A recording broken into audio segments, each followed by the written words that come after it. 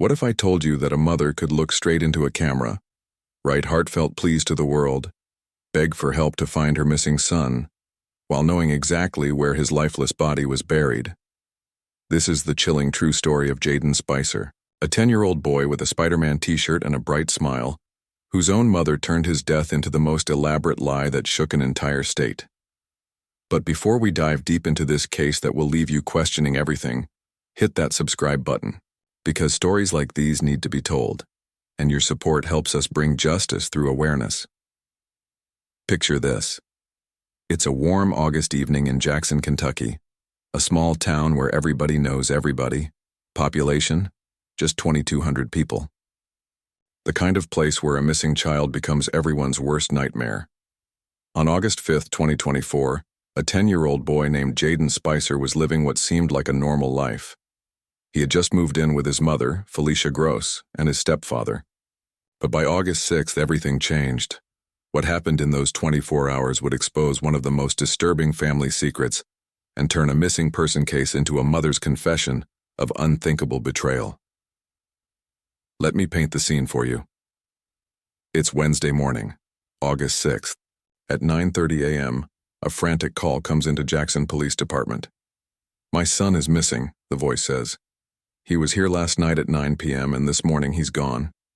The caller, Felicia Gross, Jaden's mother. Within hours, this story exploded across Kentucky. Social media lit up, news stations picked it up, and law enforcement? They didn't hold back. Aircraft took to the skies. Drones buzzed overhead. Search dogs sniffed through every trail. Sonar equipment scanned nearby waters. This wasn't just a search, this was a community coming together for one little boy in a Spider-Man t-shirt. But here's what nobody knew. While hundreds of people were searching woods, rivers, and abandoned buildings, Jaden's mother knew exactly where he was. Comment below. Have you ever been part of a community search? Tell us about your experience. Now this is where the story gets truly disturbing. While this massive search was happening, Felicia Gross, Jaden's own mother, sat down and wrote a handwritten note to a local TV station. Let me read you her exact words. "We love Jaden and want him safe at home. Please, if anybody sees my son Jaden Spicer, please report it to the Jackson Police Department. Thank you. We love him very much. Please do the right thing. Call the police. Please pray for us and my son Jaden. Thank you. Please do the right thing. Call the police." Remember those words. Because as we'll discover, she was the one who needed to do the right thing all along. Tell me in the comments. When you heard this letter, did anything feel off to you? What was your gut reaction? During this search, two YouTubers named Fred and Sheila McCoy from the Hatfield McCoy Museum Adventures decided to help. They're known for investigating high-profile cases in Kentucky. When they visited Jaden's home, something interesting happened. They called out to the stepfather, and he actually responded. He seemed cooperative, even appreciative of their help. But here's the eerie part. They found a bag of children's clothes near the house. When they asked the stepfather about it, he confirmed those were Jaden's clothes. Think about that for a moment. If your child was missing, would their clothes be found in bags outside your home? The stepfather claimed he had cooperated fully with police. He mentioned that Jaden had only been living there for a short time, but questions were mounting. What do you think? Comment your theories about what you think was really happening during those 7 days. Tuesday afternoon, day 7 of the search. That's when everything changed. Police received what they called new information. Information that led them to a wooded area, a place they could pinpoint on Google Maps. What they found there will haunt this community forever. In a shallow grave, hidden from the world, was the body of 10-year-old Jaden Spicer. He was found inside a plastic tote, buried by someone who was supposed to protect him, and within hours, the person responsible was in handcuffs. Not a stranger, not a kidnapper, not someone from outside their small town. His own mother, Felicia Gross. Pause the video for a moment if you need to. This is heavy. But Jaden's story needs to be told. Here's where this case becomes a study in deception and the human capacity for lies. When police brought Felicia Gross in for questioning, they read her Miranda rights. And then she started talking. According to the criminal citation, here's what she claimed. She said she gave Jaden some kind of sleep medication. She claims he had a medical emergency. She claims he died from that medical emergency. But here's the part that makes your blood run cold. Instead of calling 911, instead of trying to save her son, instead of getting medical help, she took his body to that wooded location. She buried him in a shallow grave, in a plastic tote, and for 7 days, while an entire community searched for him.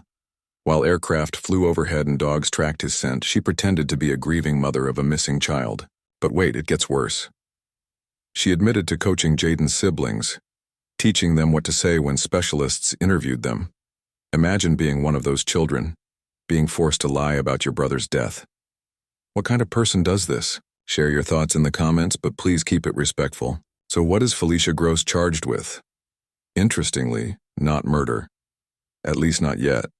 She's facing manslaughter in the 2nd degree, abuse of a corpse, tampering with physical evidence, and falsely reporting an incident. Why manslaughter and not murder? Because her story suggests it wasn't premeditated. She claims it was a medical emergency from sleep medication. But here's the question that haunts investigators. Is she telling the truth about how Jaden died? The autopsy is pending, and that autopsy could change everything. What if the cause of death wasn't a medical emergency? What if it was suffocation from being in that plastic tote? What if she buried him alive? Comment below. Do you believe her story about the medical emergency? Or do you think there's more to this case? As investigators dug deeper into Felicia Gross's background, disturbing patterns emerged.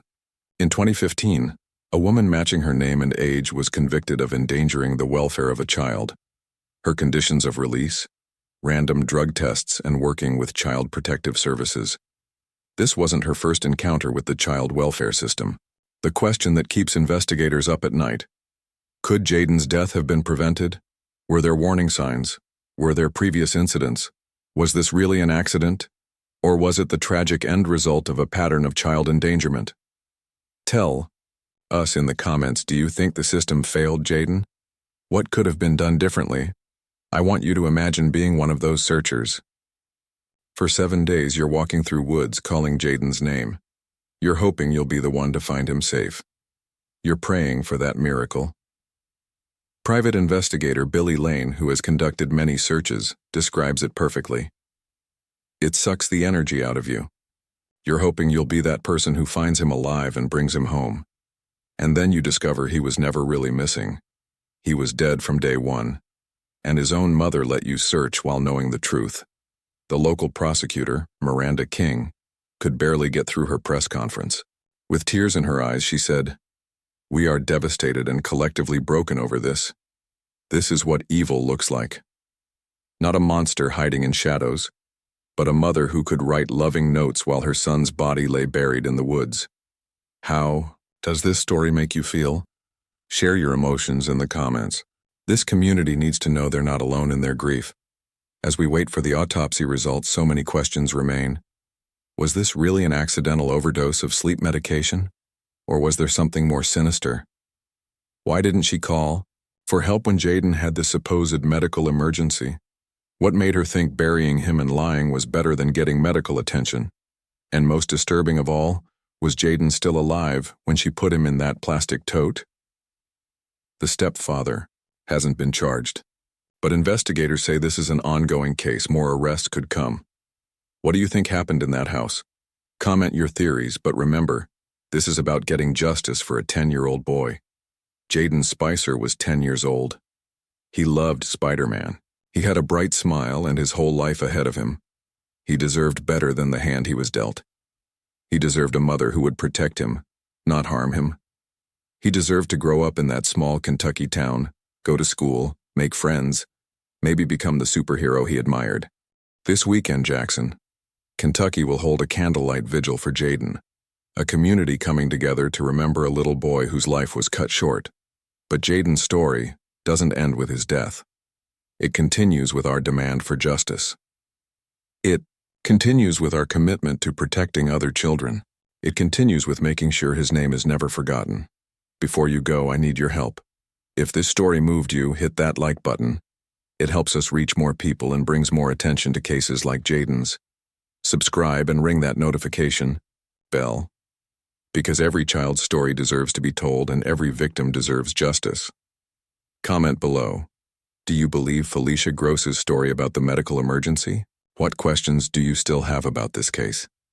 What other cases would you like us to cover? Share this video.